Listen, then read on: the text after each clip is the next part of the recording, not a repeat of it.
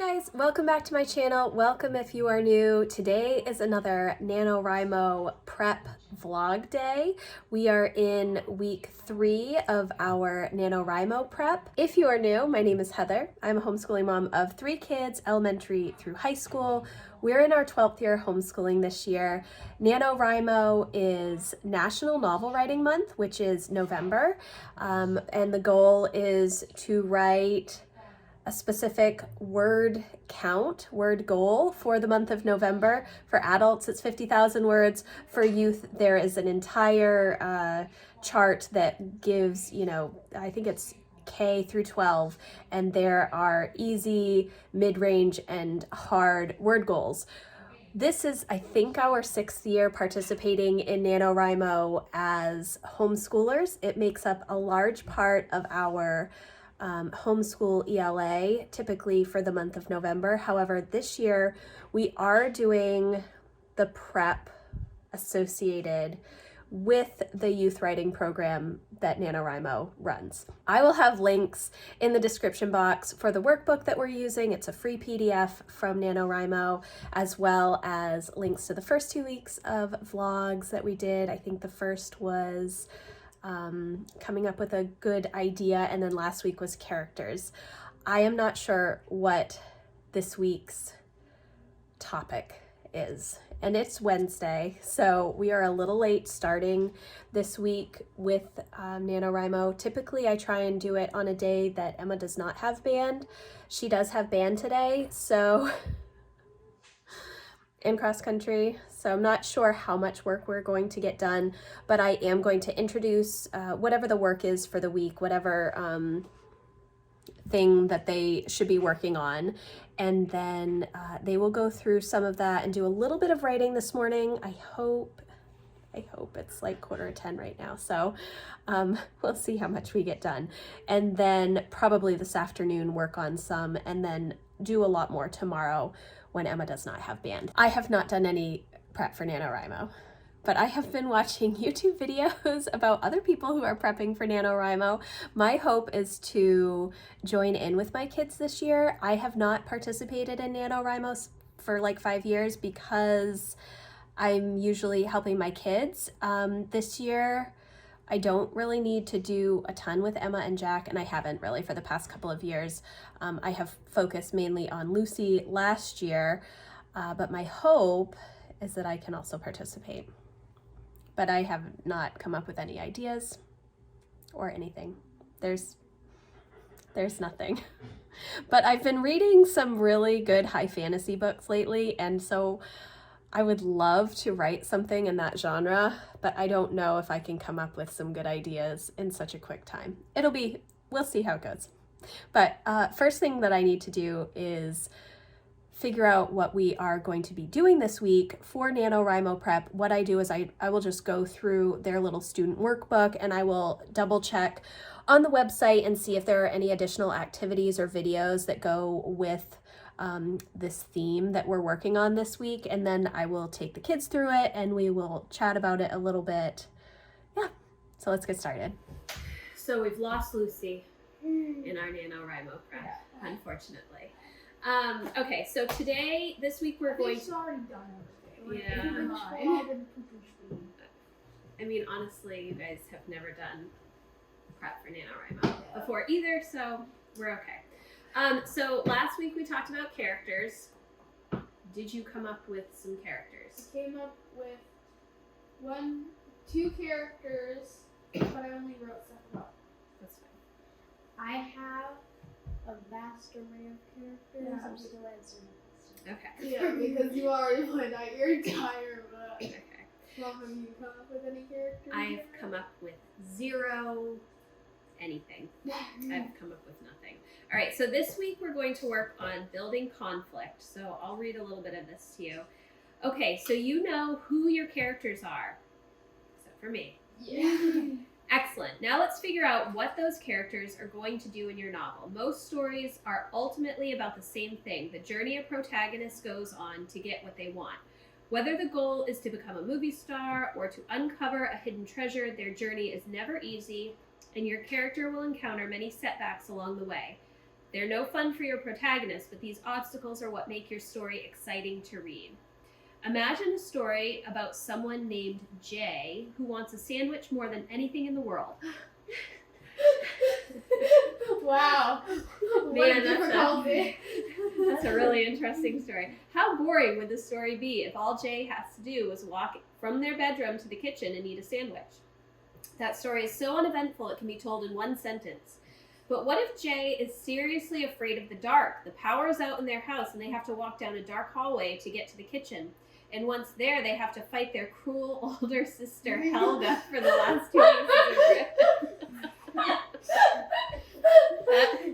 That story has both external conflict and internal conflict. Do you know what the external conflict is?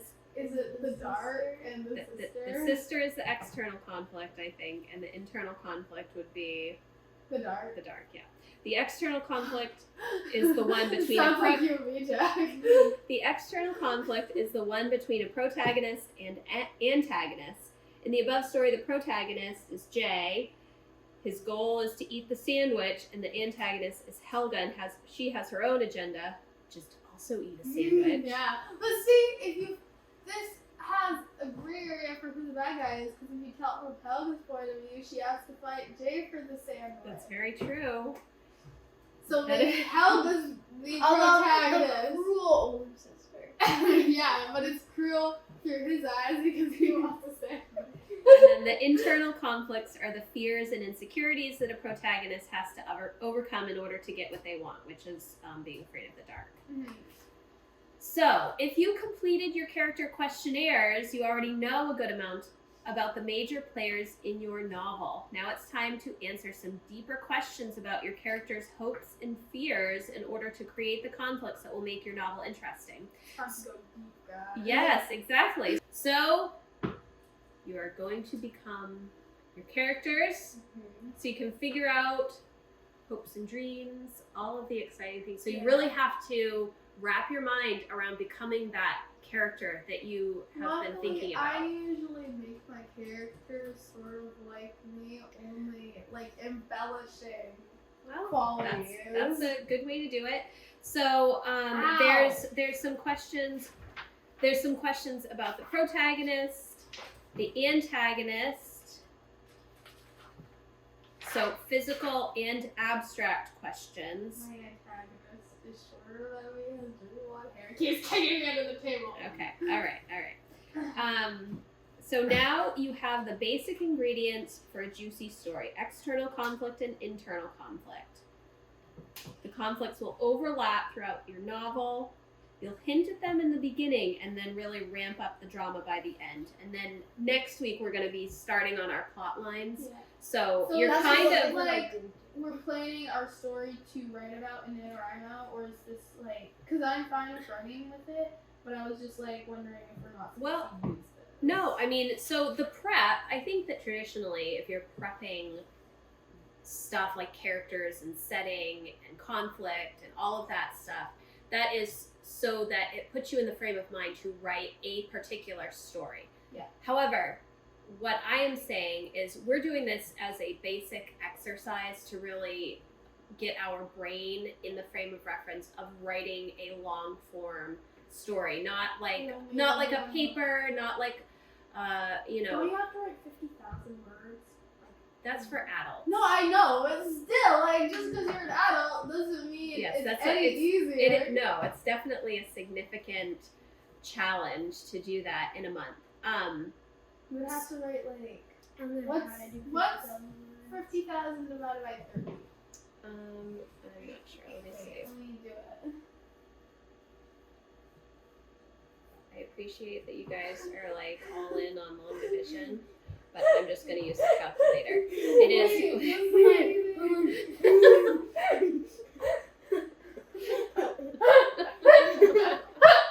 Okay. All right. It is 1,667 words per day.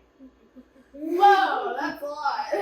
So, we're not focusing on word goals at the moment. So, anyways, what I was saying is you are absolutely able to use the content that you're doing for this prep work as the main basis for your story. Or, I really like those stories. well, that's good. That's good. Or it can be just a practice to just get you in the frame of mind. And then on November 1st, when we start, you can start with a free write and see, you know, I know it's coming up. So if you guys want to, you know, I think in the past we've written ideas down in a jar. Last year you guys had your ideas. Yeah. Well, Like last we year just I started brainstormed. writing. Yes. Okay. So what we're going to work on this week is just the building conflict, And the characters. and the characters some more. Yes, I feel like character development, as you're maybe working through the conflict, you may come up with new character I have ideas. 4 characters that I want in my 5, but I don't really know. Except for Well, so that's what you're going to focus on today and for the rest of the week. Okay. But yes, so there are questions that you can answer. Character analysis stuff, keep it in your writing notebook, okay?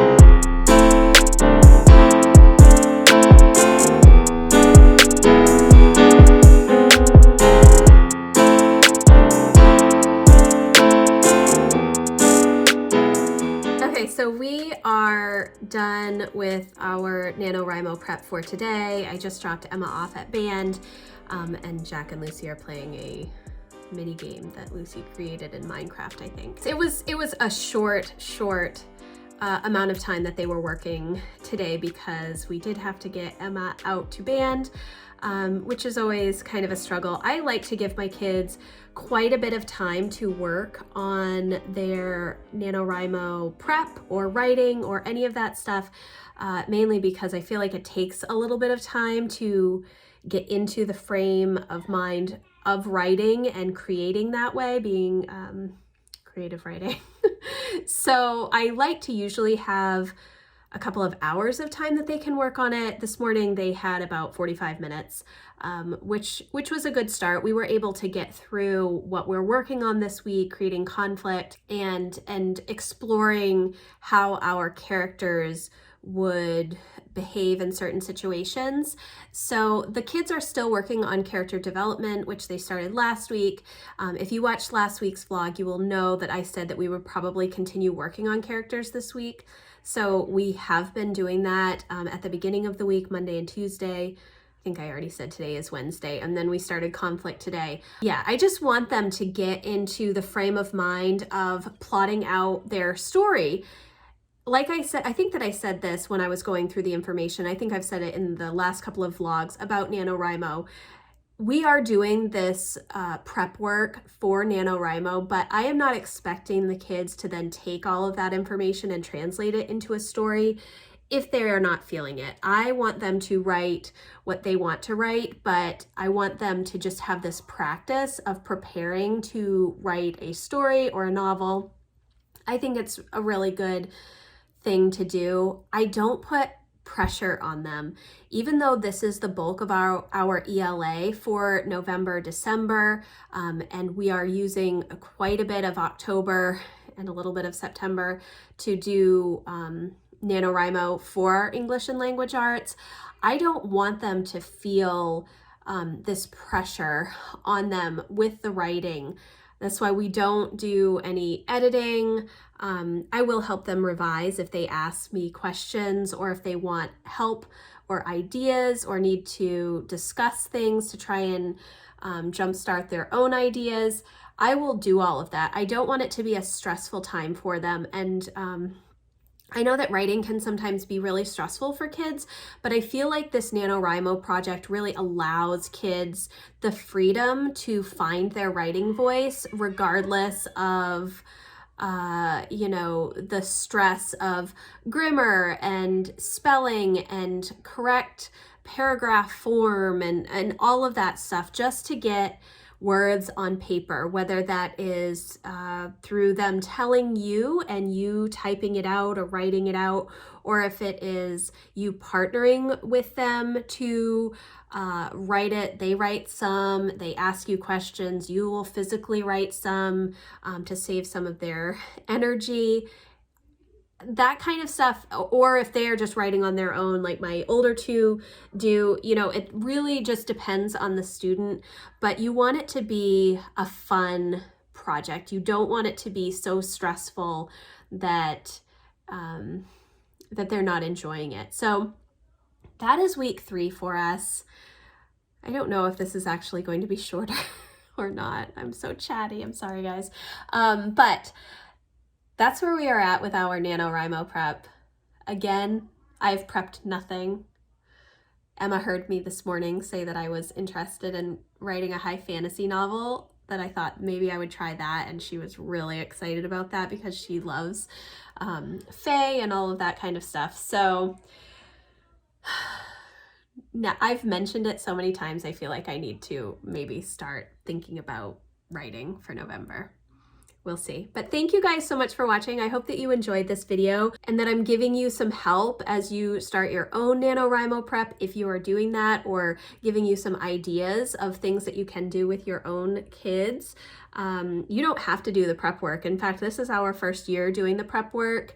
In years past, we just take the last couple of days of October and brainstorm some ideas and then start free writing on November 1st. And that's also totally okay. Yeah, so if you like this video, please give it a thumbs up and I will see you in the next one. Thanks, guys. Bye.